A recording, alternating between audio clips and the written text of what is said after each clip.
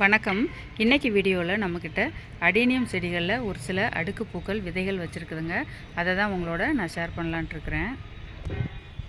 நமக்கு அடேனியம் செடிகளில் இது மாதிரியான கொஞ்சம் யூனிக்கான கலர்ஸில் நமக்கு விதைகள் வைக்கிறது அப்படிங்கிறது ரேர் தாங்க.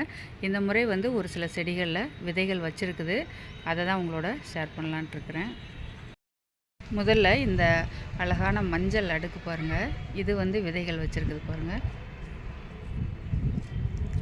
இது கேடக்ஸ் நல்ல பெருசாகவே இருக்குது பாருங்கள். இந்த செடியில் ரொம்ப ஒரு அழகான பூங்க, ஒரு நல்ல டார்க்கு எல்லோவில் கூட அந்த ஒரு வெள்ளை கோடுகள் வர்றது ரொம்ப அழகாக இருக்கும். இது விதை வச்சுருக்குதுங்க. ஏற்கனவே ஒரு முறை நமக்கு விதைகள் வச்சுருந்து அதை நான் ஒரு சிலருக்கு கொடுத்துருக்குறேன். நானும் விதைச்சிருக்கிறேன். போன முறை நமக்கு விதைகள் வச்சப்போ இந்த 2 விதைகள் மட்டும் வழக்கமாக இருக்கிற மாதிரி இருந்ததுங்க. இந்த முறை பார்த்திங்கன்னா 3 விதைகள் இருக்குது பாருங்கள். அந்த பக்கம் ஒரு விதை, 3 விதை வச்சுருக்குது பாருங்கள். இது நல்ல மெச்சூர்ட் ஆச்சுன்னா கண்டிப்பாக இந்த விதைகள் நிறைய என்ன ஏற்கனவே என்கிட்ட கேட்டிருந்தீங்க. இது மெச்சூர்ட் ஆகும்போது நான் சொல்கிறேன். அப்போ நீங்கள் வேணுங்கிறவங்க விதைகள் வாங்கிக்கிறலாம். எப்படியுமே இன்னுமே ஒரு மாதத்துலேருந்து 2 மாதம் வரை டைம் எடுத்துக்கிறோங்க. இதோட விதைகள் நான் ஏற்கனவே விதைச்சிருக்கிறேங்க. இதோட பூக்கள் எல்லாமே எப்படி வரும் அப்படிங்கிறது பார்க்குறதுக்கு எனக்கு ரொம்பவே ஆசை.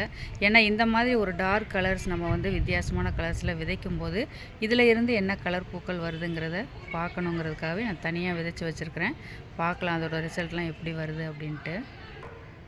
அடுத்தது இந்த ஒயிட் கலர் பூ பாருங்கள். இது ஓரங்களில் பிங்க் கலரில் ஒரு லைட் பிங்க் கலர் ரொம்ப ரொம்ப அழகாக இருக்கும்.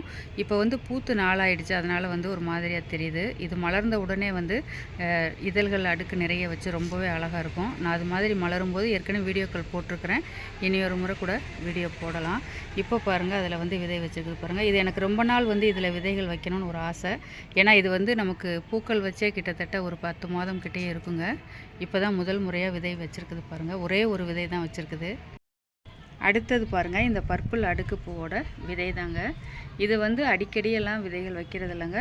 எப்போவாவது தான் விதைகள் வைக்கிது. இந்த முறை பாருங்கள், இந்த முறையுமே நல்லா விதையை வச்சுருக்குது.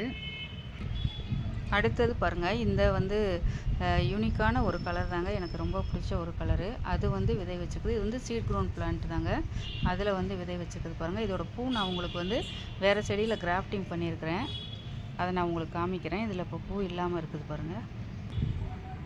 பாருங்கள், இந்த பூ பூக்கிற இந்த பூவோட விதை தாங்க அது. இது நம்ம கிராஃப்டிங் பண்ணது தான்.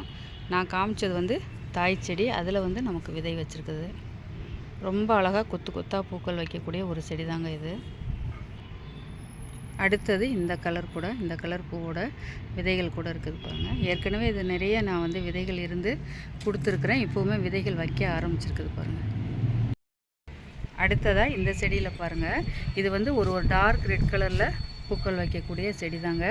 இது ஓரங்களில் ஒரு பிளாக் கலரில் கோடுகள் வரும். ரொம்பவே அழகாக இருக்கும். இதெல்லாமே மலர்ந்து நாளாயிடுச்சுங்க.